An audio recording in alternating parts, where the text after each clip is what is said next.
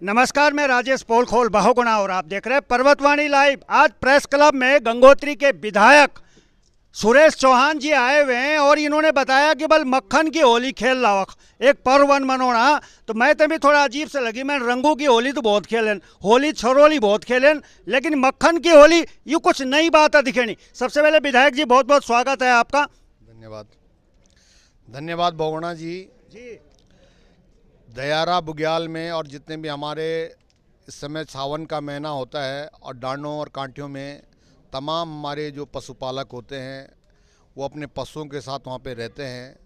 और जब सावन का महीना होता है तो आपको पता है कि पूरे पहाड़ों में देवताओं को दूध से नहलाया जाता है, मक्खन से दूध से नहलाया जाता है, क्योंकि आप हमारे भाई हैं इसलिए आपको सब जानकारी है।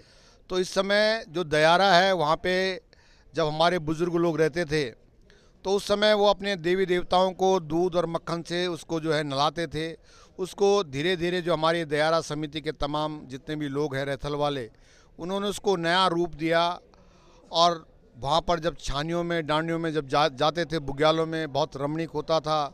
तो वहाँ पे दूध और मक्खन इतना ज़्यादा है कि उसकी होली खेली जाती है और जो हमारी लोकल संस्कृति है उसका भी वहाँ पे पूरा लुत्फ़ उठाया जाता है। तो इसको धीरे धीरे पर्यटन के हिसाब से इसको विकसित करने के लिए जो है हमारी दयारा समिति, हमारे तमाम होटल एसोसिएशन, तमाम हमारे उत्तरकाशी के लोग, हमारी सरकार हमेशा प्रयासरत है।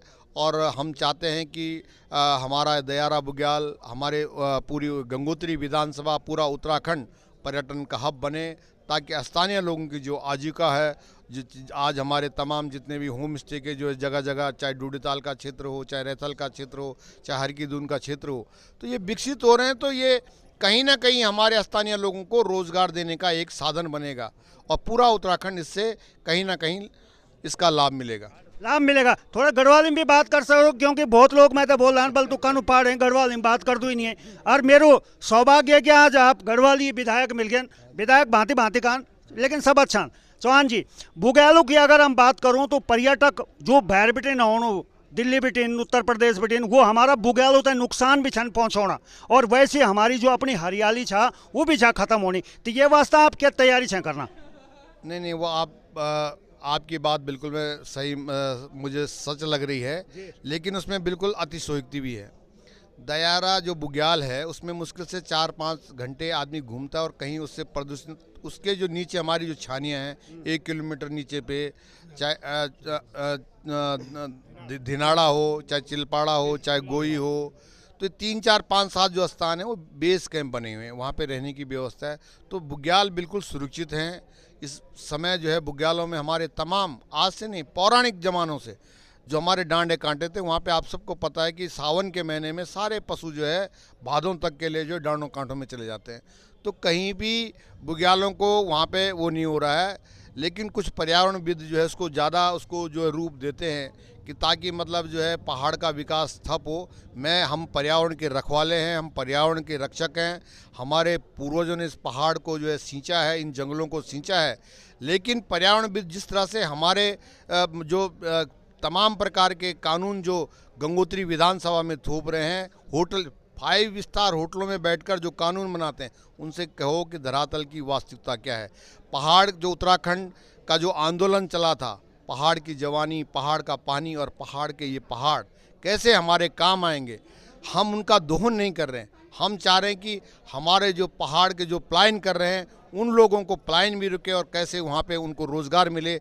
इसके लिए हमारी सरकार, हमारे माननीय मुख्यमंत्री धामी जी, हमारे पर्यटन मंत्री माननीय सतपाल महाराज जी, हमारी पूरी सरकार और हमारे जितने भी जनप्रतिनिधि हैं, सब हम उसके लिए प्रयास कर रहे हैं कि हमारी जो है आजीविका कैसे बढ़े। हमारे तमाम जो बेरोज़गार हैं, होटल ढाबों में, दिल्ली और मुंबई के होटलों में जाते हैं, वो कैसे अपने घर बैठे यहाँ पे रोज़गार करें और उनको रोजगार के साथ पर्यटन में हम आगे बढ़ाएं। ये एक पोस्टर है, 17 तारीख का इनका कार्यक्रम है। अगर आप भी देखना चाहते हैं कि मक्खन की होली कैसे होती है, भाई मैंने तो खेली नहीं, मैं तो सोच लूँ जोलू जरूर। और दूसरी बात, अब थोड़ा चुनाव पे वापस आ जाता हूँ। मैंने सुना था आपके यहाँ कर्नल कोठियाल भी आपके खिलाफ चुनाव लड़े थे और इस बार वो कह रहे थे कि भाई जीतूंगा तो मैं ही जीतूंगा। अब दूसरी बात ये है कि वो अब इस समय भाजपा में आ गए। उस समय चुनाव का दौर कैसा रहा? कुछ कंपटीशन दिया उन्होंने या ऐसे ही निकले? देखिए, कर्नल कोठियाल जी देश के सेना के एक अफसर रह चुके हैं और ऐसा नहीं कि उनका सामाजिक सरोकार नहीं रहा। वो भी चुनाव लड़ने आए, उनका भाई मैं मुख्यमंत्री का इस समय अगर मैं बना तो मैं सीधा मुख्यमंत्री हूँ, तो उन्होंने चुनाव लड़ा, आज हमारी पार्टी में आए, हम उनका स्वागत करते हैं। अब जो चुनाव का टाइम था तो सीधी सी बात है, जब ग्राउंड में कोई भी टीम खेलती है तो हर कोई जीतने के लिए खेलता है, तो सारा दमखम जो भी था, चाहे वो आम पार्टी थी चाहे कांग्रेस पार्टी थी, सबने अपने अपने लगाए। और अपना तो यह है कि भैया जनता से दिन रात जो है, ज़मीन का आदमी, गांव का रहने वाला साधारण व्यक्ति हूं, जनता ने विश्वास जताया, अपना आशीर्वाद दिया, गंगा जी ने आशीर्वाद दिया, सरकार बन गई, हम जीत गए बस। चलिए, बहुत बहुत धन्यवाद आपका समय देने के लिए। धन्यवाद धन्यवाद बोगोना जी, बहुत बहुत धन्यवाद। चलिए, बहुत बहुत धन्यवाद चौहान जी का। और पूरी टीम इनकी यहाँ गंगोत्री से पहुंची हुई है। आज राजधानी देहरादून में ये सुंदर सा पोस्टर इन्होंने निकाला हुआ है और 17 अगस्त 2022 का, इसमें मुस्कुरा भी रहे हैं सतपाल महाराज जो हमारे पर्यटन मंत्री हैं, इधर मुख्यमंत्री भी मुस्कुरा रहे हैं और इनके बीच में ये भी मुस्कुरा रहे हैं। अब देखना पड़ेगा ये कार्यक्रम वाकई मुस्कुराहट तक सीमित रहता है या इसमें कुछ और देखने को मिलेगा। तमाम जो कार्यकर्ता हैं, चौहान जी के समर्थक हैं, उनके चेहरे की खुशी बता रही है कि सुरेश चौहान वाकई में